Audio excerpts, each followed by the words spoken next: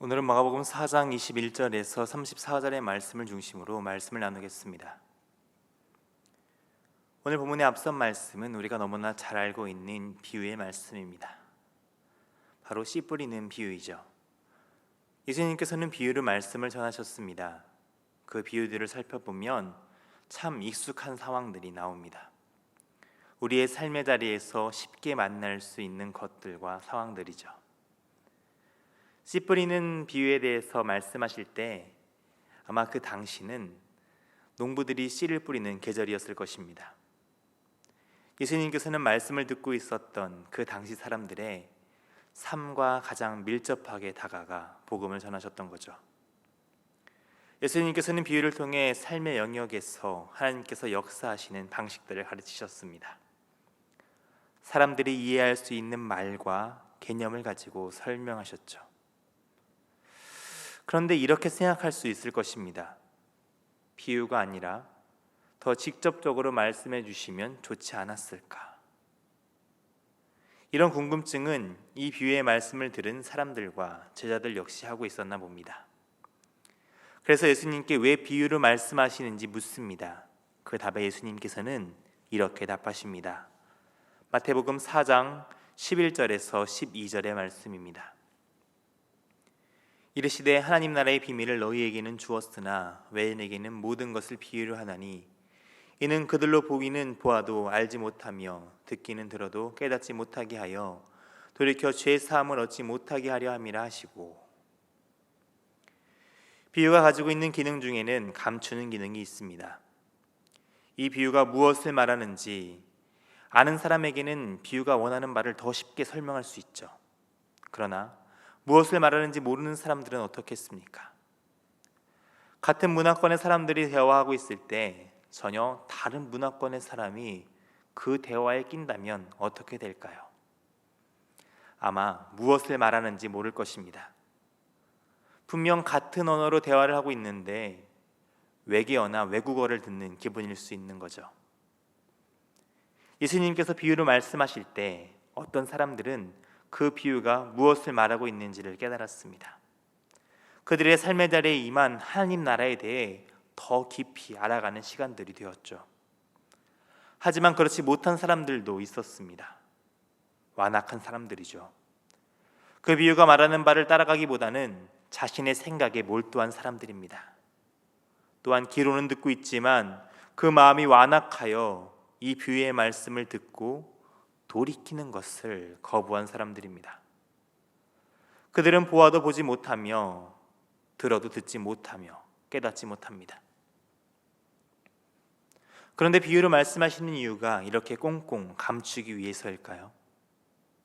예수님께서는 비유로 하신 이유를 이렇게 설명하십니다. 오늘 본문 21절의 말씀입니다. 또 그들에게 이르시되 사람이 등불을 가져오는 것은 말 아래나 평상 아래에 두려 함이냐 등경 위에 두려 함이 아니냐. 비유, 하나님의 나라에 관한 말씀이 바로 등불과 같다는 것입니다. 등불을 켜는 이유가 무엇일까요? 밝히기 위해서죠. 그렇기 때문에 가장 빛이 잘 전파되는 곳에 두기 마련입니다. 저 구석, 그 보이지 않는 곳에 두려고 밝히는 것이 아니라고 말씀하시죠. 예수님께서는 비유로 말씀하시는 이유가 그 의미를 밝히 드러내기 위해서임을 전하고 계십니다. 22절의 말씀을 통해 다시 그 이유를 설명하시죠. 22절의 말씀입니다. 드러내려 하지 않고는 숨긴 것이 없고 나타내려 하지 않고는 감추인 것이 없느니라. 세번역 성경은 동일한 말씀을 이렇게 번역합니다. 숨겨둔 것은 드러나고 감추어둔 것은 나타내기 마련이다. 예수님께서는 하나님의 나라에 대해 비유가 표현하듯이 분명 감춰진 모습처럼 보이지만 결국 그것은 드러내게 될 것임을 말씀하십니다. 비유로 전하는 것은 하나님 나라를 더 잘 설명하기 위해서죠. 그리고 더 분명하게 전달하기 위해서입니다. 그렇기 때문에 우리에게 분명하게 말씀하십니다. 23절의 말씀입니다. 들을 귀 있는 자는 들으라. 들을 귀 있는 자들은 이 비유의 말씀을 듣게 되죠. 천국의 소망을 소유한 자는 이 진리의 말씀을 통해 더 하나님에 대해 알게 됩니다. 하지만 그렇지 않은 자, 없는 자는 아무것도 깨달을 수 없죠. 많은 사람들이 그 자리에서 이 비유의 말씀을 들었을 것입니다. 그러나 그들 모두가 마음의 귀를 열고 그 말씀을 들은 것이 아니라는 것이죠. 마음의 눈을 감은 자는 하나님 나라의 그 밝은 빛을 보지 못한다는 것입니다. 그러니 우리는 겸손히 하나님의 말씀 앞에 서서 온전히 하나님을 바라보며 그 말씀을 듣고 있는지 살피는 삶을 살아야 하죠. 그런데 때로는 말씀을 듣지만 이렇게 느끼고 생각할 때가 있습니다.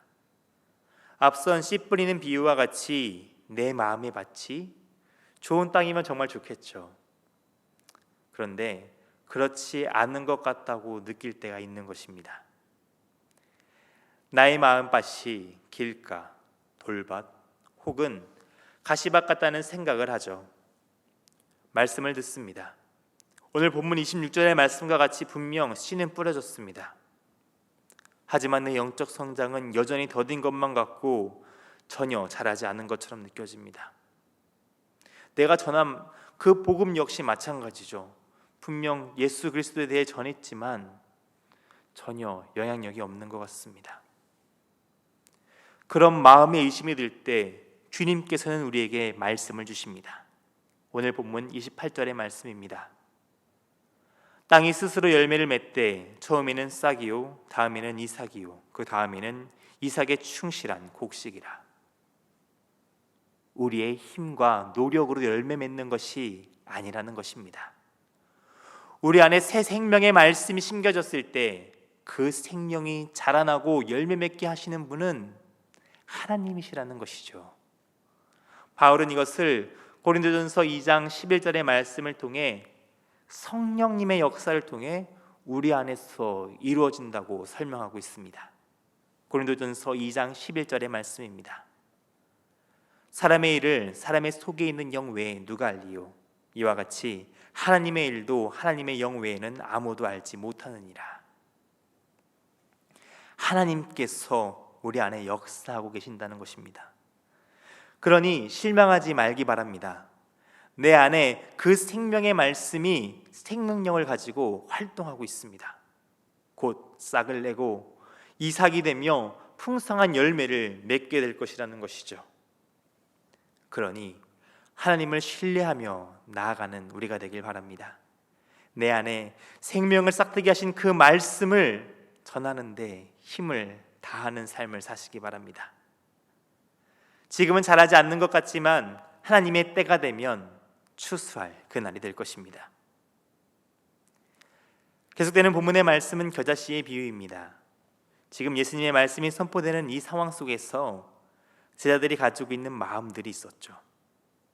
이렇게 하나님의 나라가 선포되고 예수님의 사역들이 이루어지고 있지만 눈앞의 현실과 마주할 때 너무 작아 보인다는 것입니다. 예수님의 가족들의 반응, 그리고 유대 지도자들의 반응조차 이렇게 긍정적이지 못하죠. 그러니 저 로마 앞에서는 어떻겠습니까? 너무나 작고 아주 미미해 보일 것입니다. 여전히 씨가 자라지 않는 것 같은 상황처럼 보인다는 것이죠.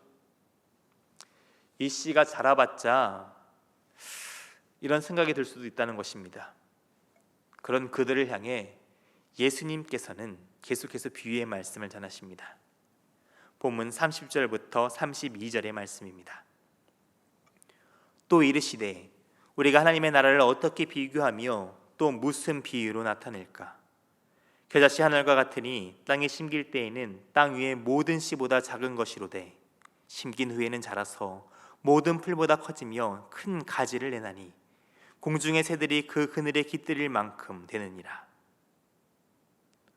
도무지 기대할 것이라고는 없는 아주 작은 씨, 이 겨자씨가 어떻게 됩니까? 자라 나무가 되어 새들이 깃들일 정도로 변하게 됩니다. 그 작아 보이는 씨 안에 얼마나 큰 힘이 담겨져 있는지 그것을 깨닫게 하시죠. 지금 그들이 보기에 이 모든 사역들은 작아 보일 것입니다. 예수님으로부터 시작해서 12명의 제자에게 흘러갔습니다. 그런데 지금 그 수가 21억에 달합니다. 그 제자들이 이 수를 상상이나 했겠습니까? 우리가 상상할 수 있는 것 그 이상의 것을 하나님께서는 이루십니다. 그 생명이 자라나 수많은 생명을 품게 하시죠. 그러니 하나님을 바라보시기 바랍니다. 그 생명을 우리에게 허락하신 하나님을 의지하시는 여러분이 되시기를 소망합니다. 오늘 말씀은 예수님께서 이렇게 비유로 제자들에게 말씀을 가르치셨습니다. 그들에게 생명을 전하셨죠. 사순절 기간을 보내고 있습니다. 우리가 큐티하고 있는 매일 성경의 본문뿐 아니라 사순절 묵상 달력을 통해 매일의 삶 가운데 우리에게 주어지는 말씀이 있습니다. 사모하는 마음으로 이 말씀과 마주하기 바랍니다. 우리를 참 생명의 길로 인도하는 이 말씀을 의지하며 나아갈 때 우리 가운데 역사하시는 하나님의 놀라운 능력을 경험할 것입니다. 새로운 한 주 말씀과 동행하며 우리를 위해 십자가 고난을 당하신 예수님의 사랑을 묵상하며 주님을 따르는 삶의 자리가 되기를 소망합니다. 기도하겠습니다. 오늘도 우리의 삶의 자리에 찾아오셔서 함께 하시는 하나님의 사랑에 감사를 드립니다. 우리의 마음을 헤아리시며 우리에게 가장 필요한 것을 베풀어 주시는 주님의 사랑이 있습니다. 우리를 향한 주님의 그 음성에 귀 기울이게 하시며 온전히 하나님의 길로 걸어가도록 말씀을 붙잡는 삶이 되게 하옵소서. 우리 안에 심으신 참 생명을 의지하며 나가길 원합니다. 두려움과 걱정이 가득한 세상에 살아가지만 아주 작은 씨앗 같지만 그 안에 놀라운 생명력과 능력을 부어주시는 하나님을 의지하며 나아갑니다. 질병과 염려로 인해 걱정이 가득한 세상 가운데 새들이 깃드는 나무와 같이 하나님의 평안을 전하며 선한 영향력이 되는 믿음의 사람들로 서는 은혜를 우리 가운데 허락하여 주옵소서. 사랑이 많으신 우리 주님 예수님의 이름으로 기도합니다. 아멘.